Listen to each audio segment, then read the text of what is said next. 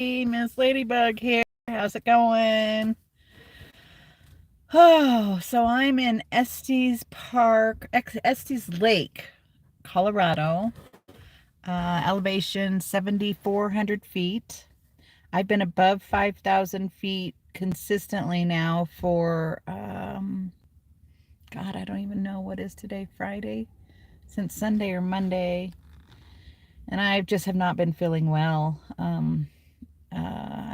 I took a day. I got a camp spot in Custer, South Dakota, um, and ended up staying 2 nights because I had such a bad headache. Um, and I think it's partially the altitude, and the other part I think is just driving so much. My neck and shoulders. I have really bad problems in my neck and carpal tunnel syndrome throughout both arms pretty severely. So I think that's adding to it. But I do think the altitude sickness is something. And so I went and I got myself some canned oxygen and some, oh, where did I just put them? Some hydrate. Oh, that's not it. Hydration packs.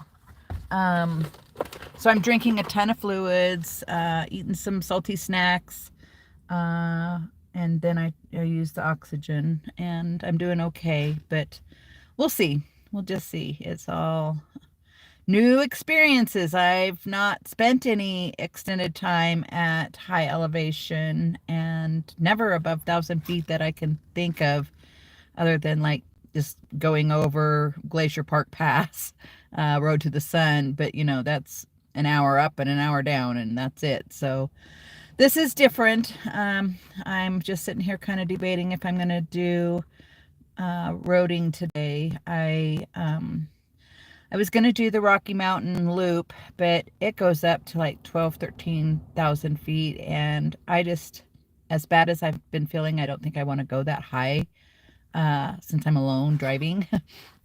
So I think I'm going to do the peak to peak, and then head towards Colorado Springs, where I have a cousin to meet that I haven't met yet. So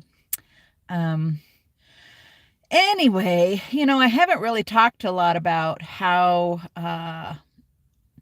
I've planned this journey.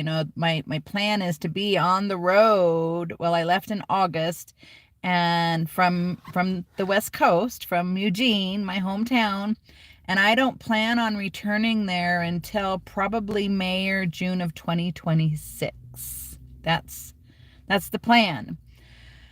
And the way I've kind of mapped out how I'm going to be traveling for that almost 2-year period is, first, I wanted to go meet my family in Minnesota, which I'm so glad I did. That was amazing, amazing. I have so much to share. I'm eventually going to start blogging again when I get full setup in a camp down in the South where I'm not driving all the time. And I'll share so much because it was just, my heart is full. So happy about that. But so I wanted for years and years to go to Minnesota for the ricing time, which ricing this year wasn't so great, but that's okay. But that was the first consideration of going east and how I wanted to go. And then I want to go down and be in the desert with friends, and there's, the Rubber Tramp Rendezvous and Schoolie Palooza and Band Aid and Spirit Camp and all these wonderful people that I met last year. And so I want to go see some of them. So I was like, okay, I'm up in northern Minnesota, so I'll just trek down here to see this cousin in Colorado Springs on my father's side, my birth father's side. And then continue on down to get down into Arizona area, and maybe some Mexico too this winter. So I'll be down there. So I'm, it's like, okay, Colorado Springs. And then the other thing I have to consider also is the weather. I don't want to be in heat. I don't do well in heat. I don't want to be where it's, I guess I'm sitting here, I can take this off. I don't want to be where it's 90 degrees. 85 is about my comfort zone for most days. 80 is better. 70 is delightful. And as far as nighttime temperatures, I need it cool at night. I was struggling some nights in Minnesota because it was still too warm for me. So now, conversely, as I'm headed south and it's getting to be the middle of October, I'm going to be facing some cold nights, and already have had a few cold nights where it's been down close to freezing level. And I'm all right with that as long as it warms up during the day. If it's only going to be 45 or 50 during the day and it's freezing at night, that's a little rough when you're camping in a car or a tent for longevity. So those are considerations of getting through Colorado, because the weather is going to change, and it is a state that has a lot of elevation, and so the temperatures are colder. Also, there's the consideration of I live on a limited budget. I am on disability. I have a set amount of income every month, and I have to make that work. There isn't a lot of extra money for activities, or even, I was going to go look at some cool hotel here that's on the historical list, and it was $10 for parking. I can't do that over and over. South Dakota, I spent a ton of money that I don't usually spend just doing some sightseeing there and some activities. So I have to consider how much gas, going around in circles on the mountains. I can't do that and still get where I want to go. So that's the other consideration is, the financial end of it. Some of you out there are doing this lifestyle and you have, nice incomes. You're still working part-time, or you've had a great savings or whatever, and you're able to do things a lot differently. You go to campgrounds regularly. A campground where I have to pay is a real treat for me. So, there's just lots to consider when I'm making my plans. I have family on the East Coast I want to see, and I'm planning that for this summer. Because if I would have gone from Minnesota there at this time of year, since I got such a late start, I would have ended up down south in Florida. And I just really am not a Florida girl. I've been there twice, and I don't have a big desire to go back down there. So there's lots of things to consider of, how a person's going to manage their traveling as a nomad. And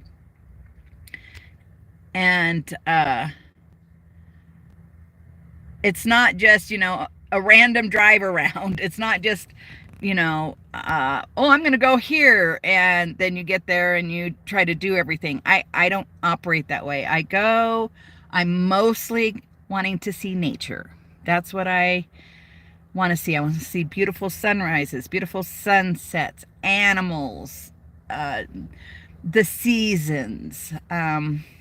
So, I don't feel like I'm losing out because I don't have the finances to go to all these different activities that are along the line. But boy, it sure would be nice. Like there's a zip line somewhere along this route in Colorado that I'm going, that would be really cool. But, it's like, well, maybe down the road. We'll see. Anyway, I just wanted to do an update. I haven't done much on here. I struggle doing videos of me. I much rather would show you pictures of all the beautiful things that I see, which is why I do most of my posting on Facebook or on TikTok. I'll post some picture videos because I just rather show what I'm seeing, because that's what I think is beautiful.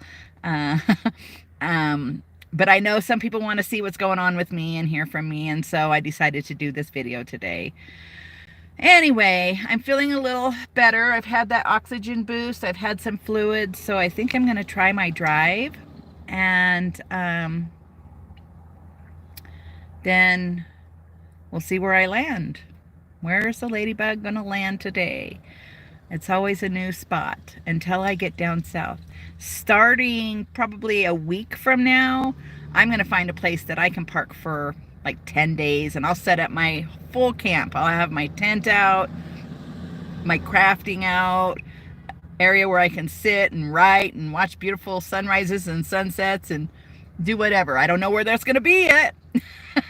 But my goal is from once I get done down in Colorado Springs and get through the rest of Colorado and either get to New Mexico or Utah, I haven't decided yet, I will spend the next month setting up camp for a good 10 days at each place, or a week to 10 days, and enjoying each place rather than pushing through day after day after day like I've been doing.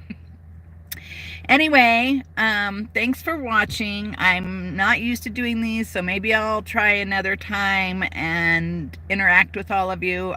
I don't know how to do that, and so it's a learning curve for me. But anyway, I hope you're all well. Enjoy your travels, and keep watching and follow on Facebook because you'll see a lot more there. All right? Peace. Thanks for watching. Bye.